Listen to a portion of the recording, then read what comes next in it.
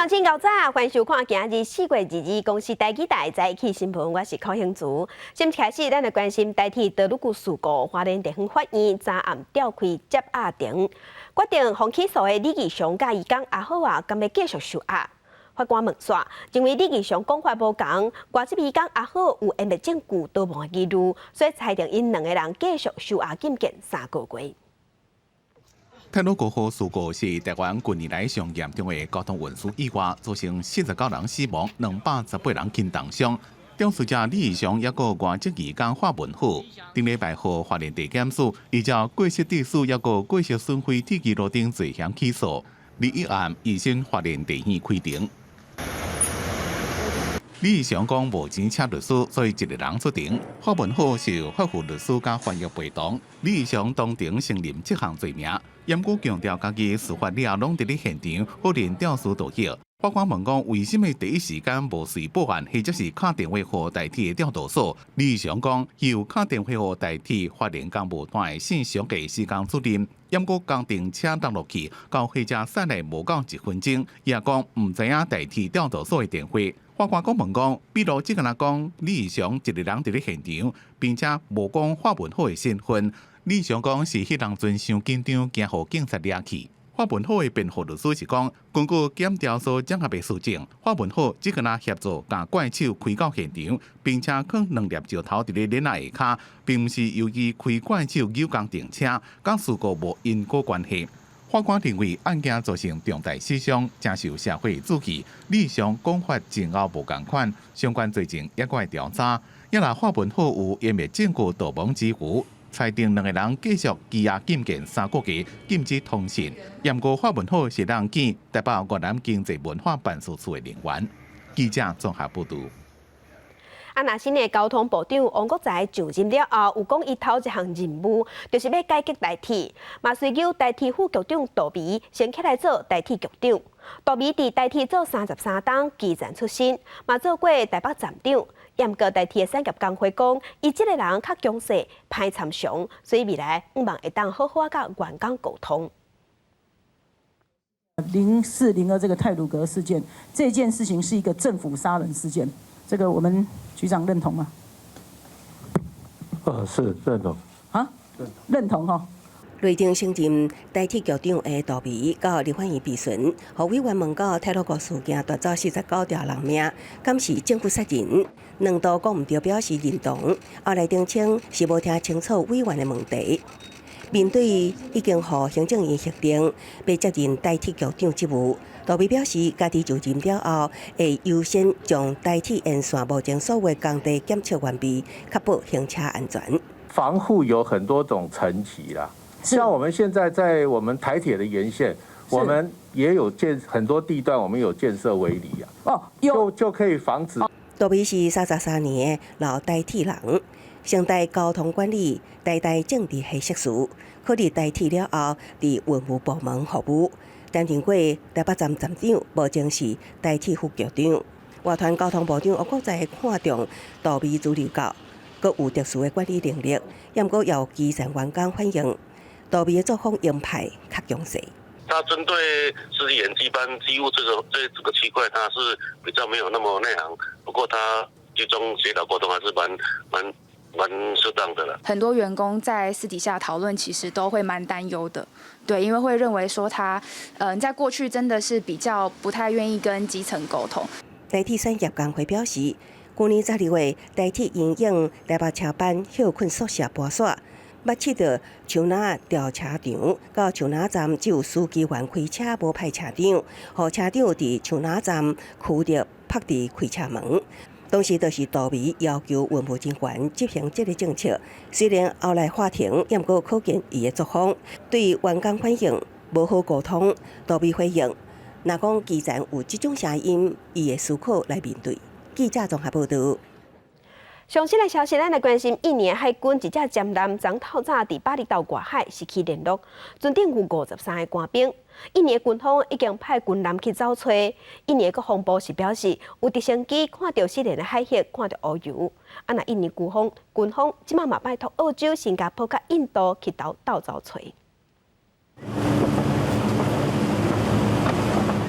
虽然天色已经暗嘛，搜救船依然出海搜寻。印尼海军一台舰舰日透早差不多4点半失去联络。印尼军方紧急派2只军舰400人去搜寻，也个对雅加达调一台搜救船来到3港。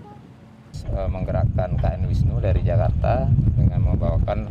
alat-alat yang sekiranya bisa diperlukan untuk membantu upaya. 这台舰舰已经43年，是德国制造的。日透早4点半，伫咧巴厘岛北部95公里的海域进行鱼雷射击演习，也过无照规定通报结果。印尼海军即马有5台舰舰伫咧服役，包括2台德国制造的209型，这边失去联络的就是其中1台。另外，还有3台较新的是南韩制造的。伫失去联络的海域附近的海边有发现浮油，可能是油箱歹去。 或者是舰舰发的信号。Sementara kita geser ke pelabuhan terdekat, sekiranya diperlukan kami lebih cepat untuk bisa mendekat ke lokasi pencarian yang dicurigai terjadinya eksiden. 印尼军方即马继续搜寻，也向国际舰舰渡升加救援联络处请求协助，包括澳洲、新加坡甲印度海军表示会提供协助。公司新闻陈伟玲、吴义昌编辑。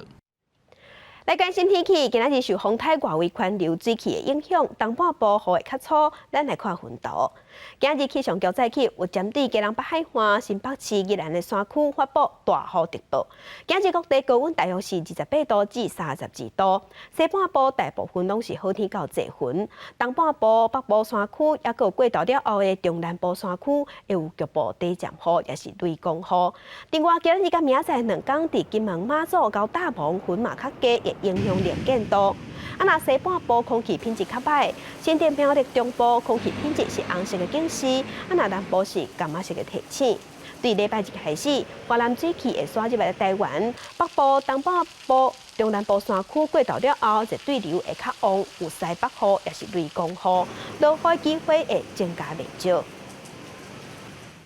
来关心咱本岛出现牛结节症的确定病例，为着要防止疫情传开，苗栗以北的饲牛场，即马预防车拢已经注刷。若即礼拜，咱向国外买的驻文的预防车嘛会送到位，苗栗以南的县市嘛开始注射。另外，全新北市283只做食牛，也有野放的水牛嘛会注射。 新北市服用人员秘伫草坡仔边仔有一只水牛，人员找好角度，水入一盆，牛中箭了后，大家断开，煮要不要成功啊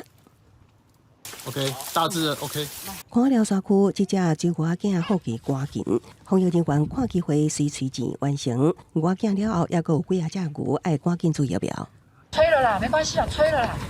吹完前，人员随往反方向紧走，都惊后牛群拢着伤，因为南口出现本岛牛结节症首例。新北市虽然完成饲牛场做疫苗，佮出动空袭机沿着河床找牛，千辛万苦完成283只放养药用牛加野放水牛的疫苗注射。必须要跋山涉水，陷入泥沼，才能够接触这些牛只。防疫人员必须要接近这些几乎是野生的牛群10公尺以内的距离。 在我出现确诊案例了后，苗栗以北饲牛场3天来完成做疫苗。目到金门支援疫苗注射的嘉义县洪治所表示，所落来伫协会内执行，应该会比金门较简单。金门牛只放养范围大，干那要找牛就找真久。嘉义县目前饲9600多只牛，7成是年牛。伫出地疫苗了后，会拼伫短时间来完成任务。 如果我们可以在最短时间之内把所有的疫苗全部打过一轮的话，它是等于说一个全面防疫的概念，所以这样子应该对疫情的控制其实是会非常有帮助。看起来像家庭代工的场面，其实是嘉义县洪治所人员官工制作水钱，提早准备好工区，希望疫苗到货时阵会当提悬效率作业。虽然牛结节症病毒已经伫新本岛，但过目前已经完成全国牛场健康访视，无发现异状。记者综合报道。 甲乡亲做伙关心今仔日的早报重点，咱先来看自由时报。台东苗栗北彰化目前咧实施5天有水、2天无水的限水措施。不过台中一寡水道水管较旧的所在的管线，拢伫土传出白管，造成地下室也是仓库淹水。除了水公司讲，即马因咧送水的时会调节水压，互水豆豆仔来，以免阁出现白管电倒海。来看《澎湖日报》，一个参加咱国家江南国造英国的工程师，这个月初4伫花莲的中华公路小落山谷死亡。案发了后，国安系统遂要求检方甲警方唔好对我讲啊。有知影内情的人士是表示，这个工程师是秘密来咱台湾参加咱军方江南国造，这是台船请的顾问。不过国防部并无加讲，台船嘛讲，这个工程师的工课甲江南国造无关系。来看联合报，人咧讲台积电是咱台湾的护国神山，咱台湾敢有法度搁创下另外一座护国神山？台积电的创办人张忠谋昨昏伫演讲的时，伊是话讲甲真白，伊讲是难。伊讲台积电目前的地位甲优势，拢要安尼真无简单，所以毋望政府甲社会甲台积电家己拢爱守护条，爱保守，因为南韩的三星是一大挑战。昨昏咱国内新增加4个对境外大病入境的案例，针对咱国内有2个技师传出确诊，疫情指挥中心即卖是表示，因的接触者目前检验出来拢是阴性的，所以伫国内去会到的机会无大。另外，针对公费的预防车，无啥人爱做，即卖才3万外人注射，所以疫情指挥中心讲，打算对明仔23开始，搁要扩大注射的对象。2名国际航空的客机技师去为着新冠肺炎上新的疫情调查，抑个检验结果公布。疫情指挥中心讲，2人的接触者总共168人，其中132人 PCR 核酸检验是阴性，11人检验中，22人等待采检。另外有3名防疫旅馆的员工有适当防护，无需要采检。指挥官陈时中讲，感染源也调查，不过本土感染的机会，因讲是真少的。比较担心在4月4号到4月9号这段时间被染的，那可能还有一个来源的问题。但是以现在这样的一个检验的结果，看起来那个可能性也几乎是微乎其微。另外，指挥中心宣布，对4月23拜5开始扩大开放第5、第6类 AZ 新冠疫苗公费注射对象，也就是包含警察、宪兵，也有长期照护、社会照护机构的人员、家属照顾人、救护员、介护人员等，拢能注射新冠公费疫苗。第5类的人数预估的人数是5万人，第6类是20万人，所以含前面所开放的61多万那总共现在开放到第6类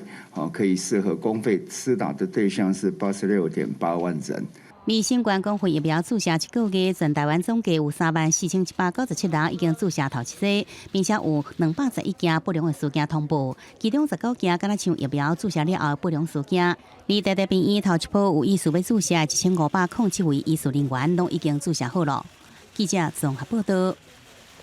那即阵若是有出国需求的民众，嘛会当家己开钱去注预防车。昨昏咱国内开放自费注 AZ 预防车，真侪病院早就互注文了了。好，先吸气哦，疫苗都不要揉，会帮你贴起来。现场观察半小时。自费 AZ 疫苗开始注啊，卫福部桃园病院是桃园市唯一一间疫苗注射的专职病院。下晡2点开放了后，现场排队排真长。这来自英国的先生住伫台湾已經3年啊，因為最近需要等去英國處理厝的問題，所以講趕緊來有要注射 AZ 疫苗。I like Taiwan. Taiwan's good. The health system here is brilliant. Very, very good. 今天总共报名的有245个人，所以现场可以看得到，其实接种的状况是非常的踊跃。而上早开放民众注射是新北市的阿东病院，民众报到了后，上快先有医师来问诊，评估是不是适合注射。你因为工作必须出国，昂先生真侪早起头一来注射。因为我们如果在第一天过来打，然后可以先观察整个后续的情况，万一有副作用的话，不会说出了国之后，然后还要去请求这个国外的这个救援。另外，北医也在下晡开放旅游的医学问诊，有要注射自费疫苗。即阵这礼拜5的问诊呢，有要注射已经全部满了。有要供出的需求，然后刚好有落在差不多这个时间，然后就有自费的疫苗，所以其实公司就建议我先施打完的疫苗再出国。伫东台湾的部分，卫福部花莲病院也开始接受民众注射，每礼拜1到拜6早起拢有问诊，每一剂是436块。当然有少许的担心，可是这个我也看过很多研究，也看过一些网络跟杂志上的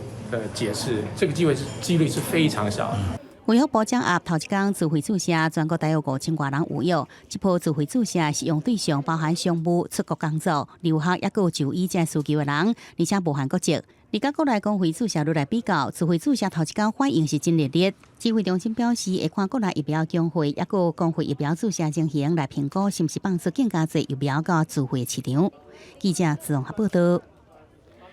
国际上要紧来关心全世界新型冠状病毒肺炎的疫情，也搁咧拖。即马伫全世界确定病例已经超过1.43亿，死亡人数嘛超过300万人。来看上新的统计，咱台湾昨昏新增加4例，目前计共1082例。中国嘅病例有9万多例，香港超过11000例，伫日本是超过54万例。目前伫全世界疫情上严重的前3名是美国、印度甲巴西。美国已经超过3200万例，印度超过1500万例，伫巴西是超过1400万例。欧洲的国家英国超过441万例，伫法国是超过543万例。再镜头来印度疫情严重，过一日是增加要哇30万例，嘛有超过2000人死亡，拢创下新高。无比严重话，更加害的是即马有一间病院医疗酸素外泄，造成家户病房内底有22个人死亡。印度第2波疫情造成大量的死伤，延误连到火葬场行性命最后一段路拢无啥顺。इतना ही नहीं पैसा तो ले ही लिया लास्ट वैसे कुछ लकड़ियां डाल करके जला करके चल दिया फिर हम उनको ढूंढ रहे हैं कि भाई लाश जली ही नहीं है 4 घंटा हो गया कहाँ आए आप तो बड़ी मुश्किल से फिर उनको पकड़ कर लाए 送来被毁坏尸体拢无停，新德里这间火葬场的工作人员真无闲，一个人一天就要处理30到40具尸体。印度第一通报伫过去24点钟久新增加确诊加死亡人数拢创新冠纪录。新德里即天通报28395例新增加的确诊。新德里新冠病毒的阳性率到32%。目前印度规医疗体系强要崩解，互病人使用气的酸素桶也无够。7500 मेट्रिक टन ऑक्सीजन का उत्पादन होता है, जिसमें से 6600 metric ton oxygen medical purposes के लिए राज्यों को आवंटित की है。酸素桶就伫咧无够啊！伫咧马哈拉施特拉邦，又发生氧气外漏的意外，造成22人死亡。उनको 5 दिन हो गया रिकवर हो गई थी, अभी ऑक्सीजन नहीं था तो मर गई, तड़प तड़प के मर गई, तड़प रही थी वो। रिफिलिंग करते वक्त जो लीकेज हो गया उसकी वजह से बहुत सारे जो हमारे वेंटिलेटर पर जो हमारे पेशेंट्स थे उन लोगों का ऑक्सीजन सप्लाई बंद हो जाने की वजह से उन लोगों की मृत्यु हो गई है। 疫情严重，国邦已经考虑要实施全境封锁。不过，总理莫迪为了要避免影响经济，20演讲的时阵，希望国北的首长先国家有效的控管微型禁制区，最后的手段则是全面封锁。公司新闻吴文玲编辑。全世界疫情转好，真侪国家嘛开始要拼经济，能源需求增加，造成二氧化碳、温室气体排放嘛对咧增加。国际能源总署即马就预测讲，今年全世界碳排放量会比去年增加15亿吨，一下就增加5%，所以呼吁各国爱开始做减碳。去年的新冠疫情造成全球的经济真歹，二氧化碳、温室气体排放大减5.8%，创下上大的降幅纪录。不过，这真紧就互后疫情时代经济复苏抵消去。国际能源总署 IEA 发表的年度展望预测，2021年的二氧化碳排放量会达到331吨，比去年增加15亿吨，增幅将近5%，正做2010年金融海啸复苏以来史上第2多。主要是真大的能源的需求，尤其是中国为首的亚洲国家大量使用土炭发电所造成的，而欧美的使用量也在增加。国际能源总署表示，美国总统拜登在22到23召开全球领袖视讯气候峰会，将是各国在11月苏格兰举行的联合国气候变迁大会进前，国际答应马上行动的关键时刻。以便如期达成2050年碳中和，加全球升温控制在工业革命进前1.5度的永续的目标。公视新闻是会长编译。今日国际上还有啥物大代志？甲乡亲咱做伙来看世界。巴基斯坦一间5000级的饭店发生爆炸，造成4个人死亡，12个人受伤。风声讲，这个爆炸案是针对嘛住伫这间饭店内底的中国大使。来看美国甲俄罗斯关系紧张，俄罗斯打算甲10个驻俄罗斯的美国大使馆的工作人员来做无受欢迎的任务，要求因伫5月1日前爱离开。美国的参议院昨昏通过一项对抗中国的法案，确保美国会使对抗中国的挑战，嘛反制北京对台湾、对亚太地区的野心。日本政府宣布2天后要甲福岛核电厂的核废水漏去海里。咱驻日本的代表谢中廷嘛伫面册写讲，咱台湾同款嘛甲核废水排入去大海，这是引起朝野日本的批评。林元会即嘛讲，咱台湾核废水是正常排放，甲福岛即卖状况是完全无同。谢中廷毋是专家，才会讲出这款话。福岛第一核电厂有辐射废水处理未去，日本政府宣布2年了后套核保排入大海。邻国韩国深表遗憾，中国批评非常无负责任。台湾外交部表达高度关切，了原联会透过批表达反对。立委林奕华批评外交部监视原联会外交局咧，遗憾蔡政府无强硬表态。你们有去纠正驻日大使的发言吗？有没有？我们会确实转达。你们就应该用正式的告诉他，身为一个大使，不能随便乱发言啊！我在这个地方绝对不是帮他缓颊哈，我觉得很多东西他不是专业嘛。日专题报告进前，媒体访问主委谢小新，问到日本政府讲核废水啉了无代志，原联会看法如何？主委回应，伊当然感觉无适合来啉。台湾核电厂排放的核废水，甲日本排放的敢有相像咧？主委谢小新伫民众党立委高虹安一选时阵回答：福岛废水是事故的排放，国内核电厂是正常排放，全世界的核电厂拢会排放核废水。记者们曾志成台北报道。来关心总统蔡英文昨暗去参加台湾美国商会2021年的食饭会，伊伫致辞时表示，商会是台美双方拢值得信任的团体。I want to begin by congratulating AmCham Taiwan on its 70th anniversary.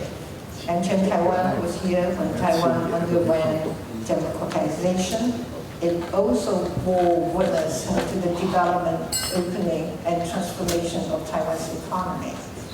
AmCham Taiwan has always been a dependable partner to Taiwan and investors during many critical junctures in our relationship. 总统表示讲，台湾是美国会当挖靠的朋友，甲重要的同伴，嘛真欢喜看到台积电去北京参加峰会，强化美国的供应链，嘛斗阵解决即马全世界晶片欠缺半导体的问题。蔡总统嘛强调讲，政府会用行动来深化台美双方的经贸关系，嘛强调台湾的半导体产业对全世界的供应链是真要紧的角色，呼吁双边爱重新来启动协商，讨论双边的贸易协定。NCC 的主委洪碧忠顶年5月份的时，捌离开职务，长期休困，想袂到说互诈骗集团骗讲是检方警方甲骗358万。警方接到报案了后，为了着4个嫌犯，嘛呼吁民众一定爱提高警觉。身躯物件摕出来。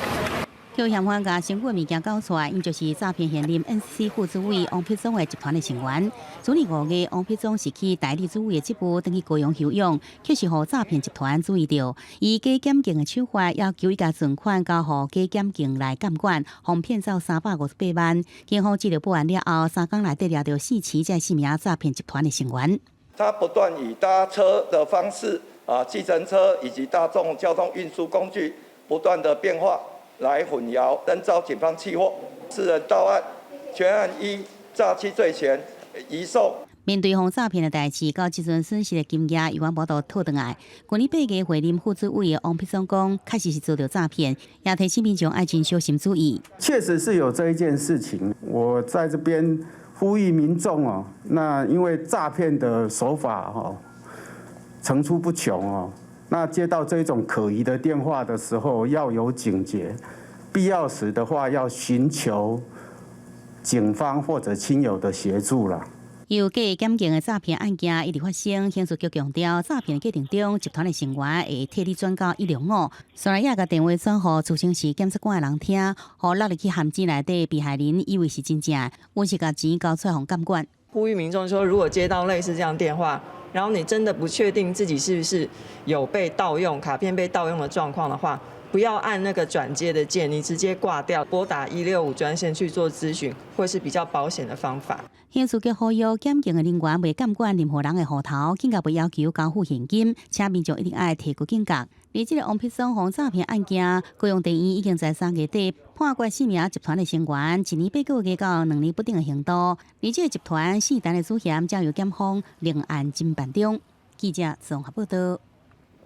在地上大条来关心台中的丰兴钢铁厂，昨早发生钢铁连续从炉屎要载出去的时，所发生爆炸，有2个工人受烫伤，加载无性命的危险。台中市的路检处是表示，钢铁厂无遵照 SOP， 车道后壁有水，才会造成水汽爆炸。这画面看落是真惊人。载着高温炉屎的炉屎车准备前往对地区，也会当看到车道内红叽叽的炉屎，也毋过炉屎突然发生爆炸，大量的炉屎带着火焰喷出来，规台车陷入火海，停伫路边的一台连接车也着火，也有2名经过员工也受到小烫伤。炉渣喷溅的一个事故那喷溅之后产生周围的一个小型的小火灾然后刚好我们有同事路经该路段，所以有因此而受伤。位于台中后里区的丰兴钢铁厂，2早起晚8点传出炉屎爆炸意外，受伤员工送医急救，其中1名受伤的人司机是14拍2至3度小烫伤，另外1名规身躯5拍的2度小烫伤，好佳在拢无性命危险。虽然丰兴钢铁第一时间表示无清楚爆炸原因，也毋过台中市路检处调查发现，炉屎车的下面有水分，才会发生爆炸。那走了30公尺的距离那就是因为水在里面受到这个高温的这个炉渣加热的作用下经过这一段距离跟时间，然后产生了这个爆炸的这个情况。因为炉渣温度上1000度温度非常非常高，那它这样经过之后，可能有水不小心掉到这个桶子里面，然后造成这个瞬间气化所造成的体积膨胀1000多倍之后，带动整个炉渣喷溅到周遭的环境。物理老师也表示，液态水一拄到7000瓦度的高温炉屎，就会气化成活1700倍的水蒸气，相当危险。台中市路检处强调，炉屎车道袂当有水分。丰兴钢铁无依 SOP 检查，将以违法职案法规范，可下令炉屎车停工，业者需要提出改善计划，审查通过才会当复工。记者综合报道。4月初2，台铁德鲁骨列车败马，造成严重伤亡。现场清理线，交通部有请土木技师去现场做安全鉴定。目前咱全台湾有25大边坡在做整治工程，铁基路的山架防护监测系统嘛引起社会关心。要安怎做才当避免意外搁发生？国外经验又搁是安怎？咱出回来关心。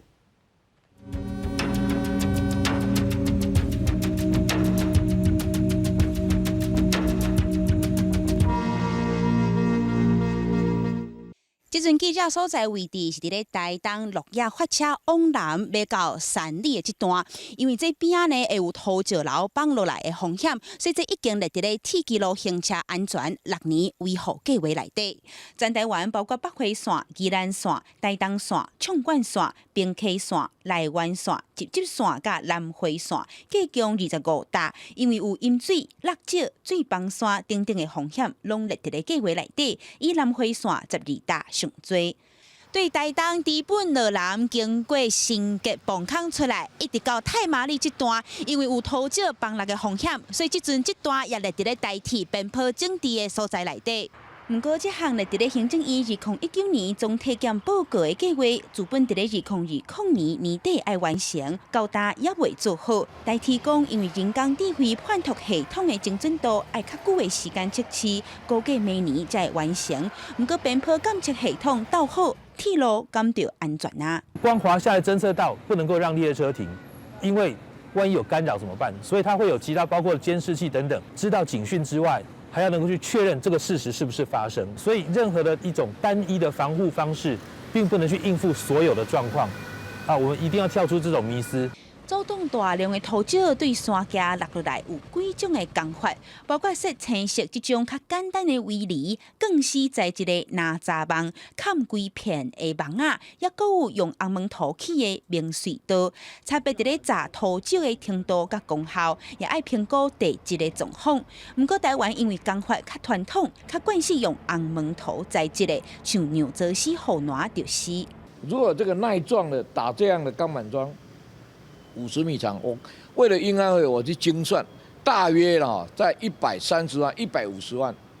这场灾难可以避免。在咧这回德鲁古号败马事故以后，赶去现场做安全评估的朱峰甲技术认为，现场准有设1层到2层更细做的防护网，要炸20栋的怪手，唔是问题。在咧瑞士伊尔戈拉本有较接最防山的所在，特别用更细甲一寡支撑力的壳啊、白做网啊，减轻分散土石落落来的压力，成功炸1000立方公尺的土石。从今年开始，国内可以很明显的发现到缺工的问题。那你工程缺工，其实有时候你总归一句话，就是因为我们全部用传统工法，还是用钢筋、模板、混凝土，全部都需要人来施作。那今天的话，如果你今天的话考虑国外的相关的先进的工程，你会发现它就是一个机器，对哈，把一些支架架起来之后，再把防护网防护起来。虽然有技术认为更细做的防护网本身是咧建材，未正做营业废弃物，而且内膜阻动力强，施工的成本低，未来台湾会当考虑。不过对边坡预警系统、风险地段维护工课，到铁路边的工程施工品质，拢爱有通盘风险评估，才通真正确保铁路行车安全。记者民警林玉凯、郑派文台北华联报道。地方放上头来关心咱台湾露水溪伫森林未了的出海口，根据统计有约200种鸟仔伫遮休困，包括世界各地来的大鸟。也毋过这个所在嘛有一寡环境的问题，目前民间甲官方拢咧做伙做生态资源的调查，希望会当保护这个鸟仔的天堂。伫森林未了的露水溪出海口是大鸟飞来渡冬的好所在，有一寡鸟仔阁会留伫遮生团。在地尾仔寮文化协会深入了解露水溪的生态，才知影有遮侪珍贵的鸟类，也因安尼投入保育的工课。黑面琵鹭应该是创这几十年来历年来最多的，像最近连续几天的观察都已经超过400只以上的黑面琵鹭，世界级濒危的鸟种就是东方白鹳以及黑鹳。可是我们这边为了保有它的栖地，所以我们数量并没有对外宣布。根据国际统计鸟仔的线顶资料库 eBird 记录，这搭台湾的沿海，拢有真侪鸟仔飞来遮渡冬。尤其露水溪出海口有强买200种的鸟仔，有本土的，也有渡鸟，连世界买2种的鸟仔拢来遮停留，包含真罕见的东方白鹳。不过人类的活动也是藏真侪危害鸟类生存的因素。最大的危害就是有移工来到这边跟鸟抢鱼吃啊，在现场会引起一些的火花，也造成了大概60-70公顷的那个林地整个被烧毁。那包括我们去年也遇到有人来这里捕猎。比如说像目前来讲有布袋莲蔓延的这个状况，那我们也在想办法尽快的来清理。尾仔寮文化协会也和林务局合作，要伫这搭进行生态资源的调查和相关的工课。不过保育不是政府、社会团体的代志尔，全民要做伙斟酌，卖交了鸟仔的生活，才会当互因安心来生团。记者综合报道。台南市中西区公所推出一本正新式的红仔册，会当认捌台南在地特色，嘛要互学生囡仔了解府城的文化。台南市中西区公所为着互学生囡仔认捌府城的历史，特别推出这本红仔册，故事用下过时间的方式，带囡仔来一段无同的历史体验。好，那我们以现在相当热门的一个穿越时空的一个题材的方式然后把我们串联我们150多年来这个基督教在我长老教会在我们府城这边的它的一些故事跟它一些景点那我们也希望说能够带领我们亲子朋友们一起认识我们在台南这个地区曾经为我们牺牲奉献的西方的一个宣教士为着吸引囡仔的兴趣，佮特别设计学习单，佮有抽礼物的活动，望学生来读这本册。里面它其实有非常多的在地的文史记忆，我们希望用有趣味的方式让孩子来翻开这本书，所以我们就用了学习单。那学习单里面就是有把故事里面的场景设计成简单的选择题，然后再搭配一个阅读小礼物的活动，然后让他们也有图书礼券可以抽奖。另外有国校的校长专工读这本册给学生听，为囡仔反应就看得出来，大家是真认真在听故事。学到什么东西吗？学到了，让我们看到以前的府城长怎样，就是可以认识巴克里牧师，然后可以知道他建了哪些建筑物。望学生读了这本册，通更加熟悉家己故乡的文化，也加深对这片土地的认同。记者综合报道。那台湾文学的发展是对清朝的末期、日本时代二战时期较大，有累积真侪文学作品，留落来手稿拢真珍贵。要安怎保存、收藏、研究甲展示？咱来看做这工课的眉眉角角。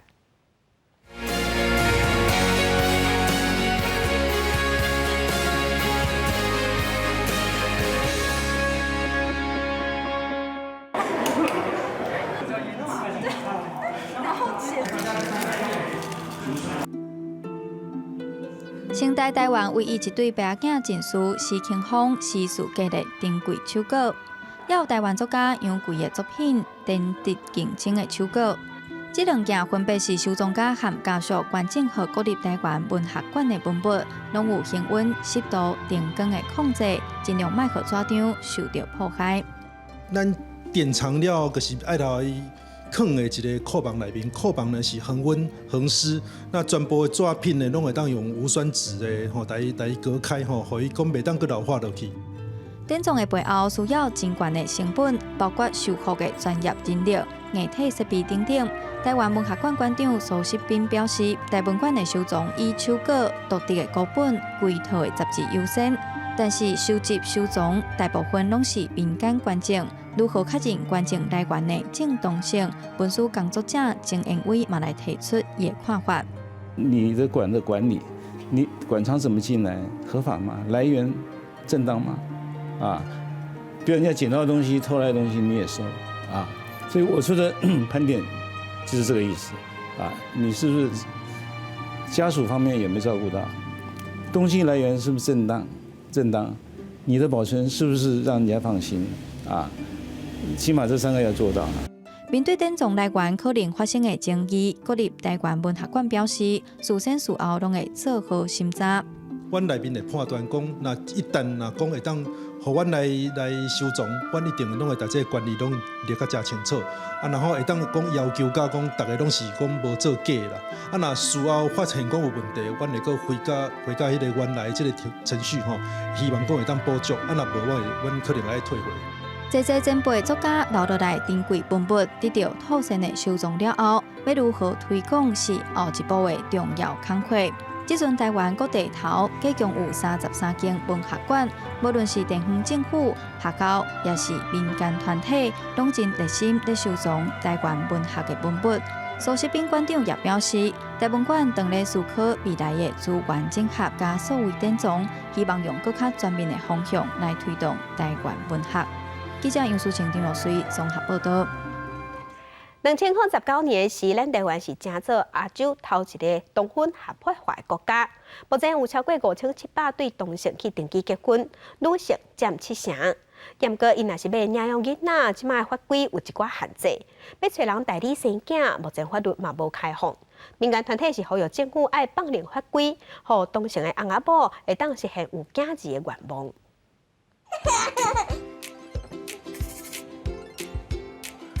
我们不是不陪你。两个爸爸做伙请养一个囡仔，描写查甫同志去国外找人借白生囝了后，甲同性的爱人仔做伙请养，面对囡仔的教育甲社会歧视等等的问题。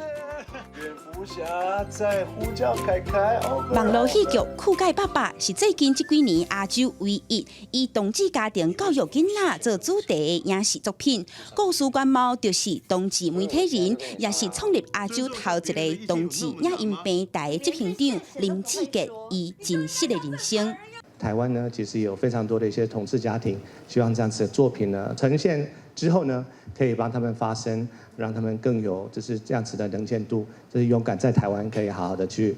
寻找他们的幸福。我们当然其实最大的希望是我们可以促进就是同志领养合法化这件事情。台湾在2019年5月份正做婚姻合法化的国家，内政部统计到今年3月，计共5740对同志结婚，男性1700多对，女性超过4000对，占未70%。不过台湾还未开放给同志合法领养囡仔，民间团体认为现行的人工生殖法使用的对象应该先讨棒，将限制夫妻改做配偶，保障女性同志的权益。人工生殖法主要的规定就是讲，将那个提供精子的那个人的跟孩子的血缘关系把它切掉了，所以呢，那一个人他就不能够再来主张说我是囡仔爸爸，我要来认领小孩，那这样子才会让孩子的亲子关系比较确定。那我们知道，目前立法院确实拥有这样子的一个版本，就是要有代孕制度的纳入，但是问题是现在的版本还是只提供给异性恋，并没有看到男同志配偶的需求，我自己觉得这是非常可惜的一部分。男同志要爱有囡仔，唯一的方式除了领养，只会当找人借腹生囝。不过在台湾，不管是同性或者是异性恋，都也未合法，因为借腹生囝牵涉到生囝的人在有生期间工作、医疗甲保险等等的权益。民间团体表示，借腹生囝人在人工生殖法内底要做伙修法，难度也是真悬。记者民警陈保罗台北报道。台湾记者协会甲台湾媒体观察教育基金会同齐建议，台湾应该爱设立守望记者权利的机制，投诉的平台来保护咱台湾的新闻自由，也有媒体工作者的劳动权益。嘛建议 NCC 爱出面，伫新执照的时，甲相关的议题放入去讨论。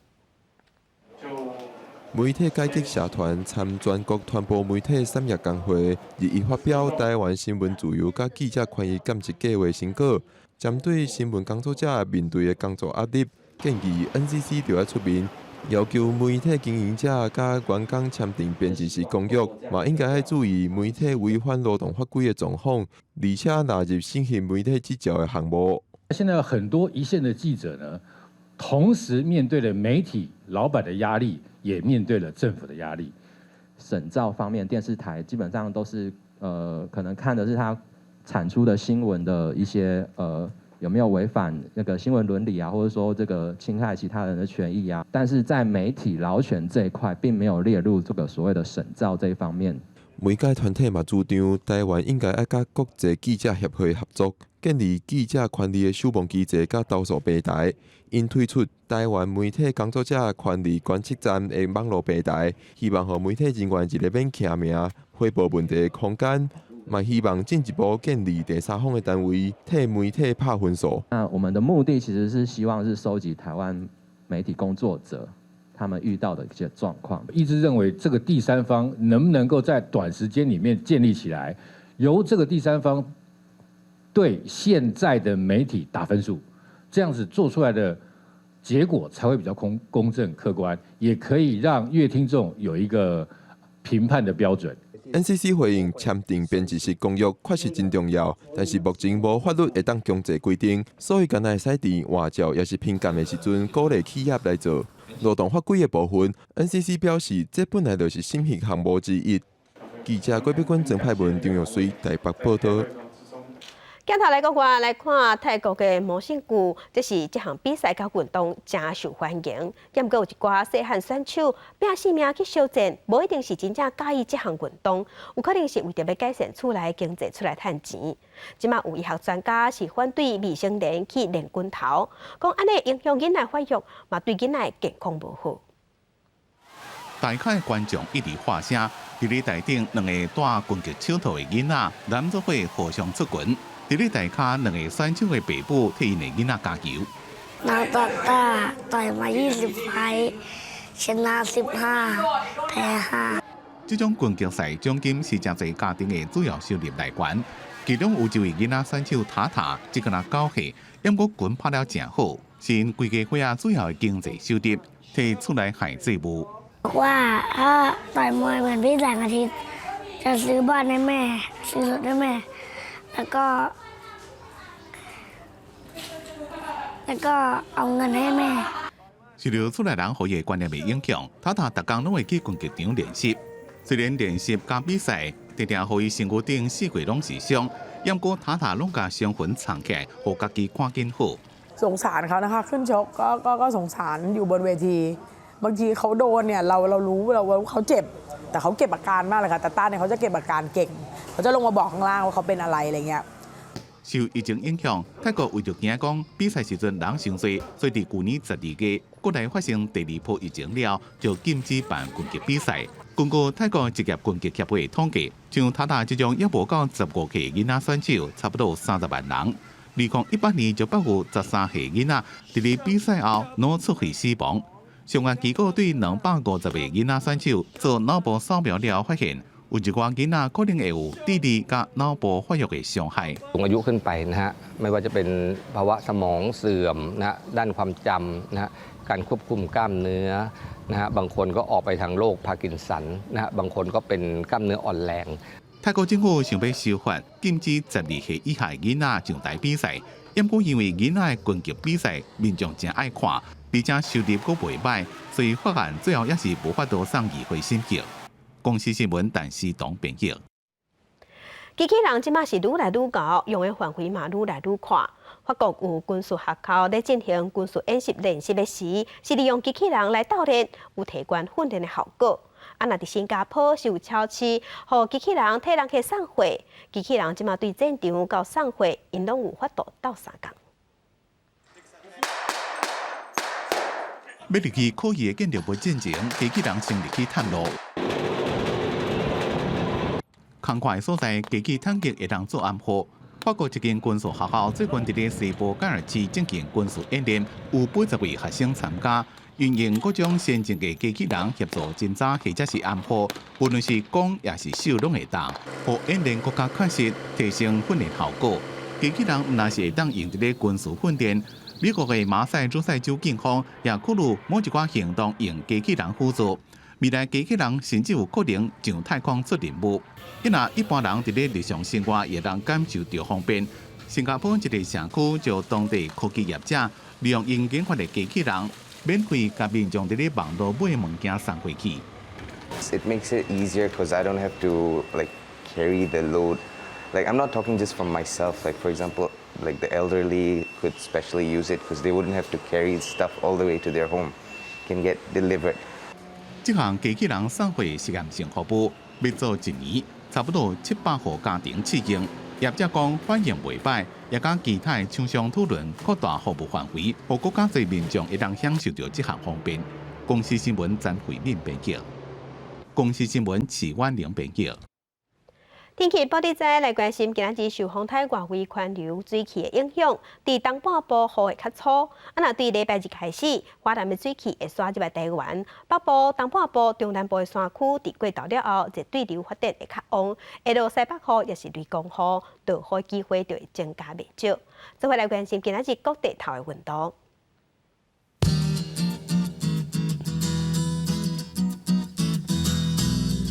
北部的温度上低22度，上悬31度；中部的温度上低22度，上悬32度；南部的温度上低22度，上悬32度；东部的温度上低21度，上悬29度。外岛的温度是18度至29度。来关心未来3天的天气。